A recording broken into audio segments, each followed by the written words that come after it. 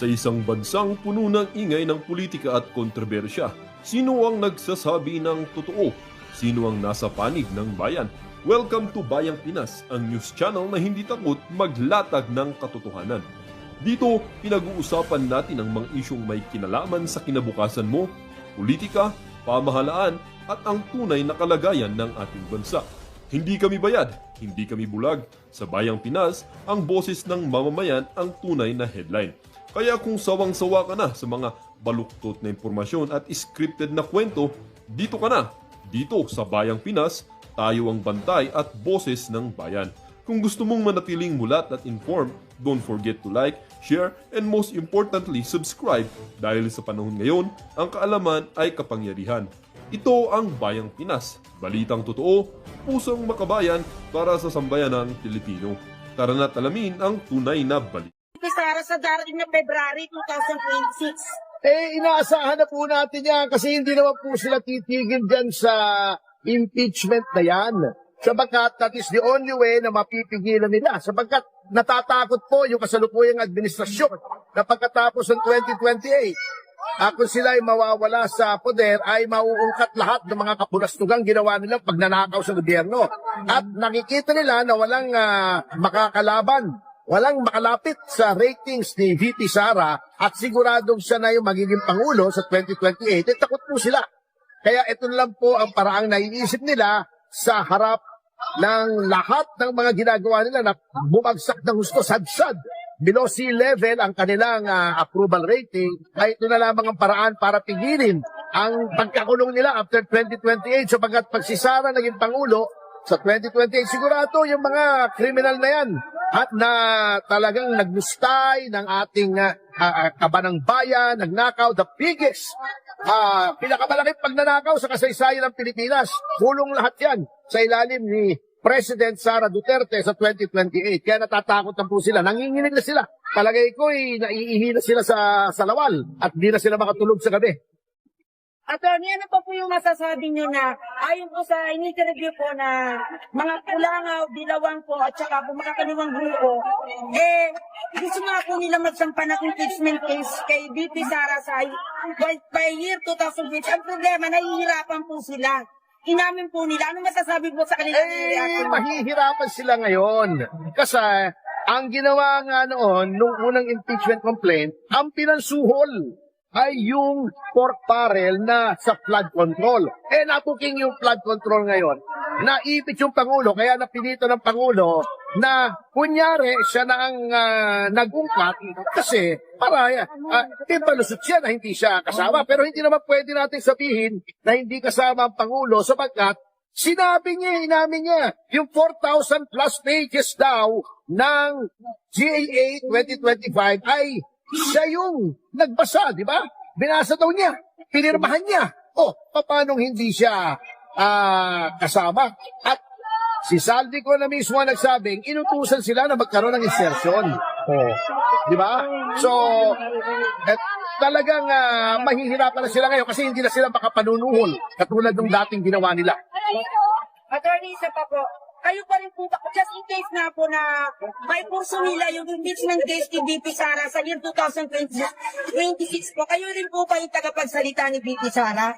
Hindi naman po ako naging tagapagsalita ni VP Sara. Ang tagapagsalita po niya ay si Atty. Michael Powa.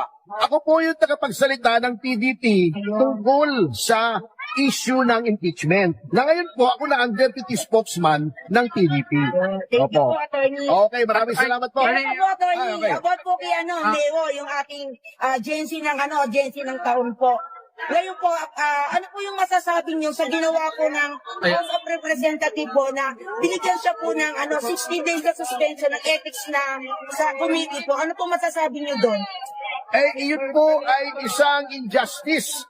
Ginawa lamang po yun para takutin at to silence, para pigilan ang pagsasalita. Kasi si Congressman Miao Miao Kiko Barsaga, talagang consistent po yan na talagang sinasabi niya ang katotohanan, yung pagnanakaw dyan. Kaya to, they're trying to silence him. Kung yan ay talagang yung ethics committee ay gusto nila na parusahan yung mga ginagawa ng mga miyembro nila. Eh bakit hindi nila imbestigahan din yung mga tinuro ni Gutesa, tinuro ni Diskaya, puro kongresista yan, tinuro ni Saldico, yung tinuro ng mga district engineers. Ba't hindi nila imbestigahan yung mga miyembro ng mga Bayan Black na may mga aligasyon na nagre-recruit para sa NPA? Oh. Ba't hindi nila imbestigahan si Laila de Lima, yung kapakikiapid niya sa asawa na may asawa? Oh.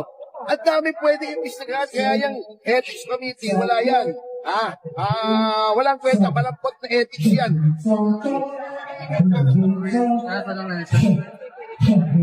Sir, sige po attorney, kung wala na po nagtatanong, minsan na lang po natin kay Congressman, ngayon po natin na, siyempre, alam naman natin na may pinagdadaanan siya. So, pampalakas po ng loob. Ano po yung mensahe natin? Yes, kasama ang Kiko, kababayan, ako'y Kabiteño rin.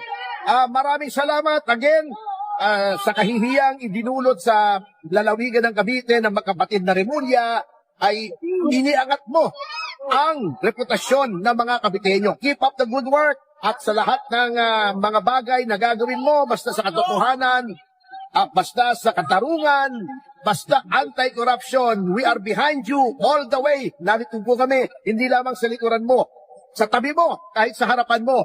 Ready po kami mga Kabiteño na makipaglaban para sa inyo. Attorney, isa pa yung mensahe na lang kay VP Sara Duterte sa kakaharapin niya sa 2026. Ganun din ang mensahe ko. VP Sara, bagamat hindi mo kayo kaanib ng PPP laban, kaisa niyo po kami sapagkat itong impeachment na haharapin niyo po, kung ito man ay itutuloy ng kasalukuyang administrasyon, alam po namin na ito'y panggigipit lamang. Ito ay para ma-neutralize lamang kayo as the practically sure, 100% na susunod na Pangulo, we are behind you, lalaban po kami, at kung igiit po nila ito, dalabag sa kagustuhan ng karamihan ng ating mga mamamayan, ay maghahalo po ang balat sa tinalupan, maniwala po kayo. Valdez, ni Sandro Marcos, behind closed doors, di naman alam ng mga mamamayan kung ano nangyayari. So, isa pa po, last one question. Ano po ang masasabi mo na ang fourth balloting natin ngayon ay napakabatang congressman kung tawagin ay Yanggos Sandro Marcos?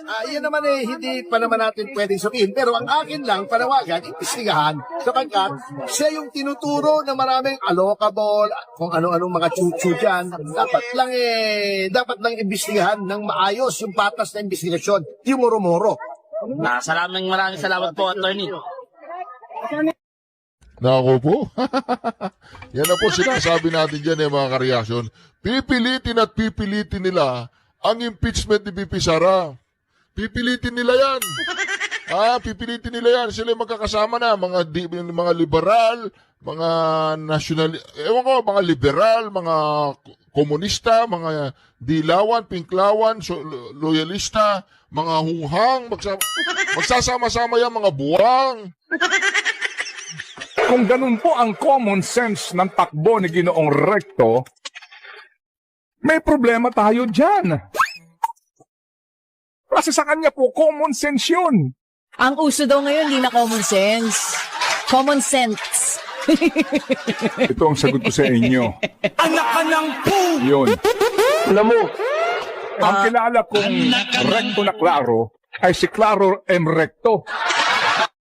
Anak ka ng Kawawang bayan ka. Kapag ganyan po ang kaisipan at pangangatwiran ng isang executive secretary, Houston, we have a huge problem. Bakit ikanin nyo? Sabi niya, we believe then and still believe that the directive was a common sense approach to optimize government coffers without resorting to additional borrowing or new taxes. Common sense daw po iyon. Klarong-klaro na pinaglalaanan ng pera. Kaya nga siguro ang challenge dito, sige nga, ilabas nyo nga yung listahan sa nyo ginamit yung pera. Nang magkabistuhan tayo kung ilan dito ang flood control project. Yan. Hindi po ba? Tapos sasabihin natin na hindi. Ibabalik namin. So yung binawas po na pera ng bayan na ninakaw, tayo pa ang mag-aabono. Ikaw na naman ang mag-aabono, ikaw at ako mag-aambag-ambagan para punuan yung ninakaw nilang pera. Ay talaga naman. Oh, well, partner, ang common sense kasi hindi common nowadays. Alam niyo po, Oo. Ang binibilang ko lang kung ilan yung kinukuha nila sa atin. di ba nga siniro ninyo ang PhilHealth ng 2025? Oo. Anak ka Kasi ng... nga marami pa daw pera. Eto pa isa. Saka dami daw excess funds. Ito pa isa. Oh, Okay, sige. Ito po. Ito naman po yung official statement daw nitong si Ralph Recto. Oo, may Na official dati statement. pong finance secretary. Pero congressman siya at BICAM member siya. Nung time na yun. pumirma dito po sa GAA ng 2024. And then siya po ang pumalit kay Ben Jokno. Okay? At siya po ang isa sa mga talaga namang idinedepensa itong naging maling gawin na ito ng gobyerno. Meron siyang ano dito statement dito. Basahin nga lang po natin. Anong sinasabi niya sa kanyang statement? Girl? And I quote, Okay. "We reiterate that the executive simply complied with the congressional mandate under the 2024 GAA and that the DOF's role is solely in revenue generation and debt and deficit management.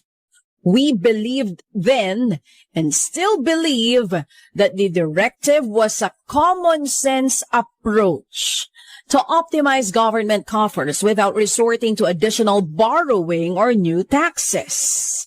End of quote.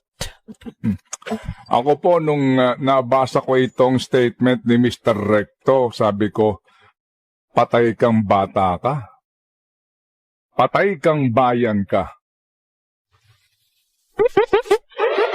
Kawawang bayan ka. Kapag ganyan po ang kaisipan at pangangatwiran ng isang executive secretary, Houston, we have a huge problem. Bakit ika ninyo?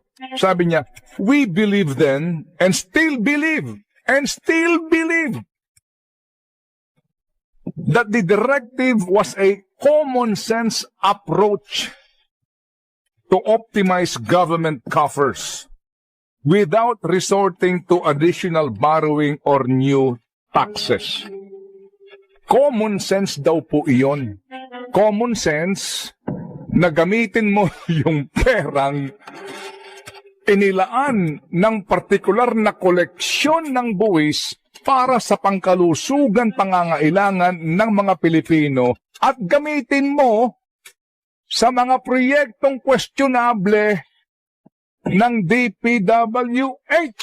Common sense. Common sense po ba iyon? Kung ganun po ang common sense ng takbo ni Ginoong Recto, may problema tayo dyan. Kasi sa kanya po, common sense yun. Hindi ho ba, hindi mo na kinakailangan maging isang matalinong tao, o Harvard graduate, o LaSalle graduate, o Ateneo graduate, o UP graduate, di ba? Para sabihin po na mukhang wala sa sense. Yung klarong-klaro na pinaglalaanan ng pera. Kaya nga siguro ang challenge dito, sige nga, ilabas nyo nga yung listahan sa inyo ginamit yung pera. Yung pera na para sa kalusugan ng mga Pilipino, saang partikular niyong proyekto maliban dun sa tulay sa Guimaras? Nang magkabistuhan tayo kung ilan dito ang flood control project. Yan. Hindi po ba? Tapos sasabihin natin na hindi. Ibabalik namin. Pag nakwenta natin yung 60 billion na iyan at napunta yan sa DPWH projects na sinasabi nila Bryce and DPWH na umabot po sa 30 hanggang 50% ang komisyonan, mga kapatid, so ibabalik nyo sa amin yung pera 60 billion? Kompleto ba yung 60 o may binawasan na po? Binawasan na po ng ninakaw na pera ng bayan. So yung binawas po na pera ng bayan na ninakaw, tayo pa ang mag-aabono. ikaw na naman ang mag-aabono, ikaw at ako mag-aambag-ambagan para punuan yung ninakaw nilang pera. Ay talaga naman! Oh, well, partner, ang common sense kasi hindi common nowadays. Alam niyo po, ang Tama. kilala kong recto na Claro ay si Claro M. Recto. Oo. With all due respect. Kayo naman, wag na kayo magalit. Ang Hindi ako nagagalit. Ako Oo. lamang po, mga kapatid, ay passionate sa isyong ito. Oo, tama naman. Kasi nga naman, mga kapatid, sa ating naitampok na episode ng Think About It, bakit ba madaling araw pa lang ang haba ng pila sa mga pampublikong paggamutan? At ang iba, mga kapatid po, oo, ay dun na ho natutulog para mauna sa pila sa kawalan ng pasilidad ng mga paggamutang pambayan. Bakit ho ba ang iba, mga kapatid, ay napipilitang mangutang para po sa kalusugan nila at ng kanilang mga mahal sa buhay? Bakit ho ba yung iba na pupunta po sa pamahalaan na paggamutang pambayan ay pupunta sa ibang pribado kasi walang MRI facility yung ospital? Bakit ho bang ang dami pong mga ospital ng gobyerno na nasa pasilyo ang mga folding bed ng pasyente? Bakit ho ba kulang sa gamot, kulang sa pasilidad, kulang sa pera ang ating pangkalusugan na budget? Bakit? Kasi nga ninanakaw. Diba? Ninanakaw. At bahagi po, mga kapatid, na pera nga para dito sana ay PhilHealth na kung saan pinag-interesan pa po nila. At ngayon, sila pa po nagsasabi na ito'y common sense. For Diyos por Santo, kapag gantong kaisipan ng gobyerno sa common sense, may problema tayo. Think about it. Well, kung isang Pilipino partner may common sense, ay alam na ko anong magiging reaksyon doon sa pahayag na yon ni Executive Secretary Recto. Kung may common sense ka talaga, ha? Opo, sa OSG, Kasi pwede ka magpanggap na may common sense ka eh. Pwede mong sabing common sense yan, kahit hindi.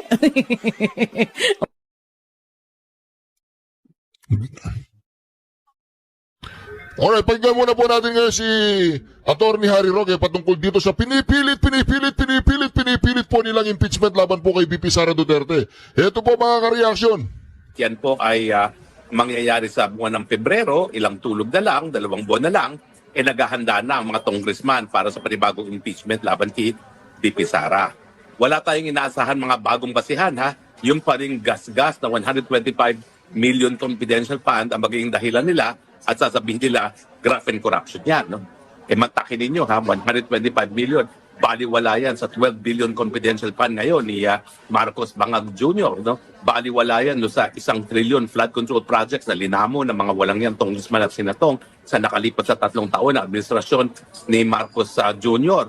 Pero talagang hindi nila tatantanan si VP Sara dahil banta si VP Sara at hanggang hindi natanggal yan bilang prospective na papalit ng presidente, hindi lang sa 2028 at maalay nyo, bukas, talagang hindi magkakaroon ng mahimbing na tulog ang mga Marcoses. Dahil alam naman nila na sukang-suka na ang taong bayan sa kanila. Kaya ang dapat mangyari, kung hindi sila mananatili sa pwesto, ang gusto nila, hindi maging presidente ang Inday Sara. And one way to do it is palayasin siya sa pwesto, tanggalin siya sa pwesto bilang isang vice president na sa ganon, hindi makaporma pagdating sa 2028. At kung may mangyari man kay Marcos Bangag Jr., sabihin na natin mag-overdose sa kanyang cocaine, hindi magiging vice president ang Inday Sara Duterte. Ano nga ba mangyari kasi kapag na-impeach si VP Sara at natanggal bilang isang vice president? Alam niyo ba na si Marcos Bangag Jr. ang siyang magtatalaga ng vice president? And take your pick kung sinong gagawin niyang vice president. O pwede si Tambaluslos na naglalaway para maging vice president nang siya makatakbo sa susunod. Abay po pwede rin kahit sino pang chuchu kay Marcos Jr. ang matalaga. Kung sino ang pinakamalakas at sipsep kay Marcos Jr., yan ang itatalaga niya. Pero yan ay kung matutuloy nga ang impeachment laban kay VP Sara. Ano ba mga balakid dyan? Well, sigurado ako, pagpaparty-party na naman ng mga congressman at ang mga senatong ngayong gusto ng Malacanang na matanggal si VP Sara. Diba? Sinabi naman talaga ni Cheese Escudero na lahat yung mga insertions na nangyari nung nakalipas sa taon sa pinakamaanomalyang budget ay dahil nga yung mga insertions ay ginamit pambili ng mga lagda para sa impeachment. At syempre, hindi naman pwedeng maghugas kamay din dyan si Chis Escudero dahil siya ay naging Senate President din, no? Pero ang katotohanan yan ay ginagamit talaga ang pangtao ng budget para nga suhulan ang mga mambabatas na sumuporta sa plano nilang patalsikin si Inday Sara Duterte. Pero ano ba sa tingin nyo? Pareho pa ba ang mundo ngayon? Well, sa tingin ko, medyo iba na ngayon ang mundo. Dahil nung nagsalita na itong sariling manang ni Marcos Jr. na bangag ang kanyang kapatid, siguro naman ang Filipino ay nakinig. Kung ayaw nila maniwala doon sa pulboronic video, dahil sinasabi nila AI daw. Kung ayaw nila maniwala kay Tatay Digong, dahil sasabihin nila politika yan. Kung ayaw nila maniwala sa confidential source ni Agent Morales, dahil patay na naman yung confidential source, so nawala na si Bong Daza. Kung ayaw nila maniwala kay Cathy Binag, dahil si Cathy Binag naman, wala pang sinusumpang salaysay, talagang ang iisipin nila kung ayaw nila maniwala sa lahat dyan, paano naman yung sariling salita ng kapatid? Ang kanyang manang na hindi naman natin talaga po pwede itanggi na siguro naman merong natitira pang pagmamahal sa kanyang kapatid. So yung kanyang mga salita na nag-aami na talagang bangag ang kanyang kapatid I can imagine, napakasakit para kay Amy Marcos sabihin yan. So ano ngayon ang sasabihin ng mga dilawan? Ano ngayon ang sasabihin ng mga loyalista na ayaw maniwalang bangag ang ating presidente sa nasabi ni Manang Amy? Diba? Siguro naman matatanggap nyo na mga binikas na salita ni Amy Marcos na bangag ang kanyang kapatid ay tunay at pawang mga katotohanan lamang. So, sa tingin ko, dahil nagsalita na si Amy Marcos, mag-iisip na ng 10 beses ang mga congressman. Dahil may posibilidad, unang-una, baka ma-overdose yan at maging presidente si Inday Sara bago pa matsugi sa pwesto. Ano na lang mangyayari sa kanilang mga distrito kung malilista sila ni Inday Sara bilang sumuporta sa mga impeachment. So alam nyo yung mga politiko, magagaling yan, pumulso. Kung ang tracking nila, talagang hindi natatagal ang Marcos Jr. kahit magkanong gastusin para bilhin ng mga boto nila, hindi makakasigurado si Marcos Jr. na meron siyang sapat na boto para masibak na naman itong si Inday Sara Duterte. Sabihin na natin meron pa rin silang mga boto. No? Ang isa pang balakid ay Senado. Nung dati-rate, ang ginamit ni Noynoy Aquino para ma-impeach itong si Corona, yung tinatawag na PDAF. Okay? Hindi PDAF, yung DAP, Development Acceleration Program, no? Na talagang binigyan ng mga magkano ba yun? Parang nakalimutan ko na kung ilang hundreds of millions yung binigay ng proyekto sa mga senador para bumoto, no? Sa pagtatanggal kay Chief Justice Corona, no? Tumayo ako doon bilang isang private prosecutor, pero hindi naman po aktibo doon, no? Dahil ako naman po, naniwala doon sa mga pratang na lahat ng mga public employees ay kinakailangan sumusunod sa batas, lalong-lalo doon sa SALED. Hindi ko naman alam na talagang ang sakit ang buwisit ng mga Aquino, ayaw ibigay yung mataas na balor para sa Hacienda Lucita. At ngayong meron ng 24 billion na balor ang Hacienda Lucita na pinababayad ng gobyerno, siyempre, nagkaroon na ng alyansa ngayon ang Marcos Aquino Cojuangco. Dahil talaga naman ang politika sa Pilipinas, pera-pera lang yan. Gaya ng impeachment lamang kay BP Sara. Pera-pera lang din yan. Pero yun nga po ang aking sinasabi. Baka hindi makuha lang pera-pera lang yan. Dahil magaling ang radar ng mga politiko. Kung alam nila talaga na bilang na ang araw ng Marcos Jr., huwag niyong asahan na madadalian sa pera-pera. Anong ehemplo nito? Di ba yung impeachment ni Erap Estrada? Si Erap Estrada talagang popular na artista. Nakakatakot labanan. Pero nung napansin ng taong bayan, napansin ng mga politiko na galit na ang taong bayan kay Erap dahil sunod-sunod yun nakikita nila mga palasyo sa mga Forbes Park na binibigay niya sa mga girlfriend niya, talaga nagalit ang taong bayan. Anong ginawa ng Kongreso? Maski kontrolado ni Erap ang Kongreso dahil siya ay popular na popular, maski ginamit din niya ang pangtao ng budget para labanan ang impeachment, buboto pa rin ang mga politiko sa pangunguna nga ni Manny Villar. Kasi ang mga politiko, magaling ang radar sa pulso ng bayan. Hindi nila po pwedeng baliwalain ang pulso ng bayan. Kung ang ibig sabihin ng pagboto nila para sa impeachment ni Sara Duterte ay magiging dahilan para matapos ang kanilang karera sa larangan ng politika, hindi nila gagawin yan. So ako naniniwala ako na bagamat kikita ang karamihan ng mga politiko Dahil dito sa bago na namang impeachment laban kay Inday Sara, hindi sila makakasigurado na meron na silang numero. Dahil nga ang mga politiko, mas gusto nilang manatili long term kesa maging kaaway ng isang nakaupong presidente.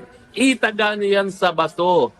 So ang importante, taong bayan, kinakailangan iparating nyo ang galit ninyo sa Administrasyong Marcos. Nang sa ganun, matakot ang inyong mga